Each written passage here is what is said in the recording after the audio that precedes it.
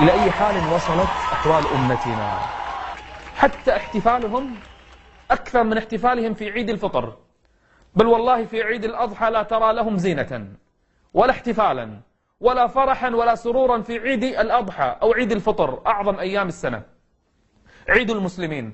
أما في أعياد النصارى شوف الزينة.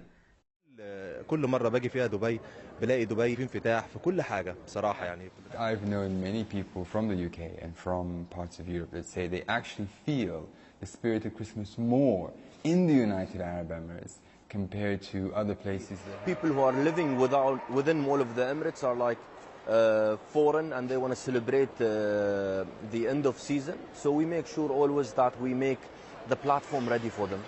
Most Emiratis are behind the effort to make expatriates feel welcome.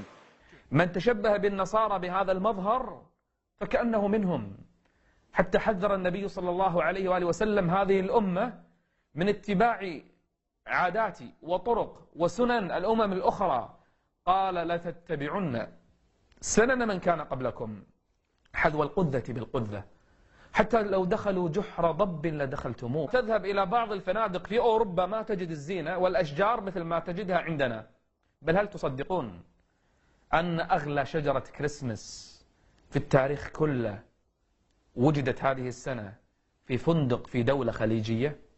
للأسف جعل شجرة سعرها 11 مليون دولار. جوعان انت يعني؟ أنا جوعان.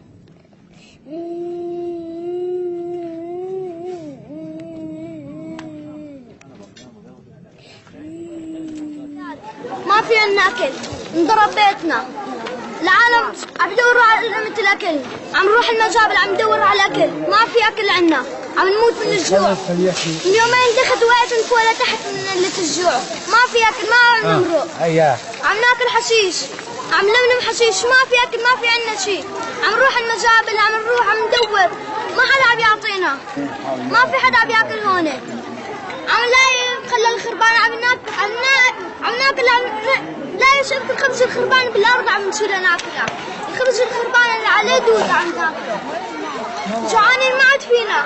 هاي خبزه معفن، هاي خبزه معفن عم ناخذه وناكله، هذا خبز معفن يا عالم يا عرب. نحن بدولة إسلامية، نحن بدولة إسلامية، نحن بدولة إسلامية. People who are living within Mall of the Emirates are like foreign and they want to celebrate the end of season. So we make sure always that we make the platform ready for them. يا عرب نحن بدولة إسلامية.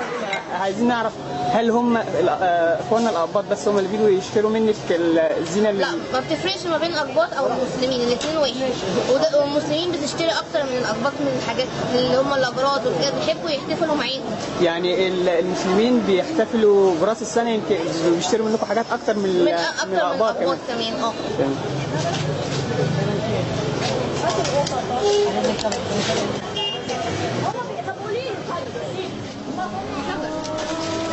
حسبنا الله ونعم الوكيل. ضاع إسلامنا، سمعته ومكانته ضاعت، فإلى الله نشأ.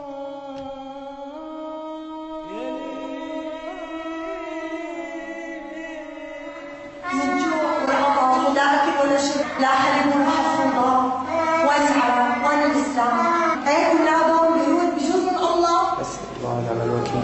بجوز من الله، بجوز من الله. حسبي الله ونعم الوكيل. حيموت الدار ما في حدا.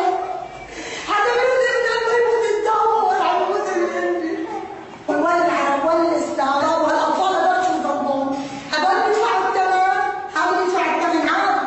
ماتت الجوع، ماتت الجوع عمرها شهر. هذا منظر هاد صار كيلون يجوعوا، قد هذا بدك تشوفه؟ تفي عليهم على شرفهم، تفي لسه بيقولوا العرب والمسلمين، لا في عرب ولا في حاكوا البشر. هذا منظر، هذا منظر هاد. جو روحوا اتركونا ما بدنا شيء منكم الا الله، الا الله. صرنا قديش عم نحكي عرب ومسلمين بالناقص منهم. روح الا الله، الا الله. بدها ترضع، بدها تعيش، بدها تاكل ميتي ميتي، تطلع تطلع. هاد منظر هاد. حسبي الله ونعم الوكيل. تفيح على كل واحد بيطلع بايده يعمل شيء وساكت. ما عندكم قلب، ما عندكم هل، لا غدا لا حليب لا غذاء. طلع هذا ما حرام عليكم، ما عندكم هل، ما عندنا اطفال؟ طلع هاد، شو ذنب الطفل هذا؟ حسه بهالطفل يا الله.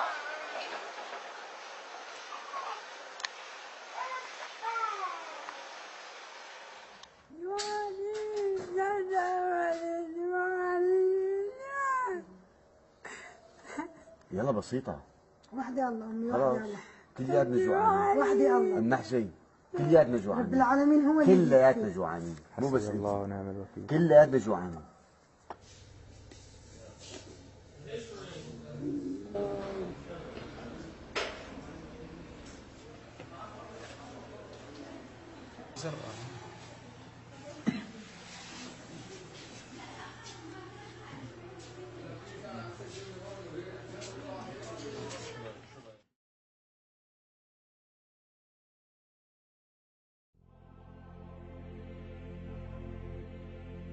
يا أرض أندلس الحبيبة كلمي إني بكيت على فراقك يا ويح عباد الصليب بحقدهم بالأمس كنا حرائرا واليوم ذقنا الأسرى ذقنا هوانه فبكينا دمعا قانيا كالعندم.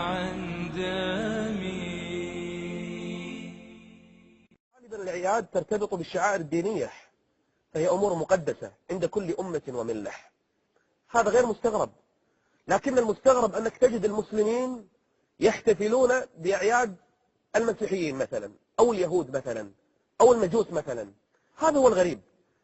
عمرك شفت واحد مثلا مسيحي أو نصراني في يوم الأضحى يمشي في الشارع وهو يقول الله أكبر الله أكبر لا إله إلا الله؟ ما تشوف.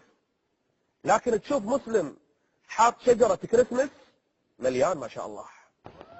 يمكن للأسف تلقى في أمريكا وأوروبا ما يحصل عندنا في بعض الدول العربية، بل قهرا أقولها حتى الخليجية. مدينة خليجية يتوافد عليها مئات الآلاف عشان ليلة رأس السنة، هو مغنين ومغنيات من كل أنحاء الدول العربية، بل بعض الصالات تحيا برقص عربي شرقي ورقص روسي، وعاشت الحرية. وهذا هو مكمن الخطورة في التشبه بالكفار. ترضى عنك اليهود ولا النصارى حتى تتبع ملتهم. فإذا العيد يميز الأمة والديانة التي يحتفل بها أصحابه، شاء الناس أم أبوا، فإنه قضية عقدية وليست قضية عادات، وهذا ما يجهله كثير. لا يجوز أن نشارك فيه أيها الذين آمنوا إن تطيعوا فريقا من الذين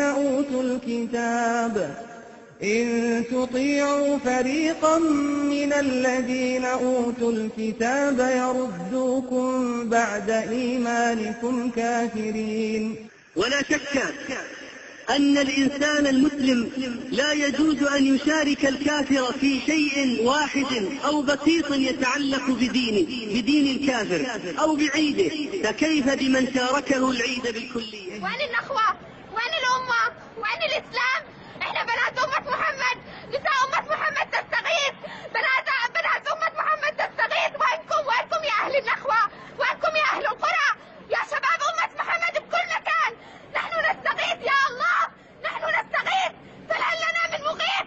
إحنا بنات أمة محمد، أعراض بنات أمة محمد يستغيثون. يا غياث المستغيثين أغثنا يا الله، بيتهم استحوا على حالكم، استحوا على شرفكم. بنات أمة محمد تنتهك أعراضهم، حسبنا الله ونعم الوكيل. تنحر النساء والأطفال بالشوارع، ينحرون الشباب بالشوارع. وينكم شكون تستنون؟ لا تشوفونا مجردات بالشوارع، لا تشوفونا بينتهكون أعراضنا الآمنة.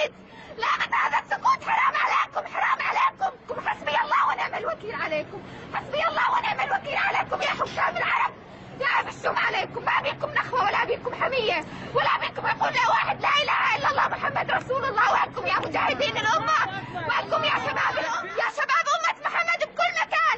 نحن نستغيث يا الله، نحن نستغيث، فهل لنا من مغيث؟ لا تردون على الحكام العرب، كلهم خونة كلهم باعونا. احنا بنات أمة محمد، أعراض بنات أمة محمد يستغيثون. يستغيث المستغيثين وين العرب؟ وين الإسلام؟ وين الدين؟ وين محمد؟ أي أمة من الأمم وينشغل الناس بها عن أمر الله عز وجل، فسلم على هذه الأمة، انتظر لها الزوال إن عاجلا أو آجلا.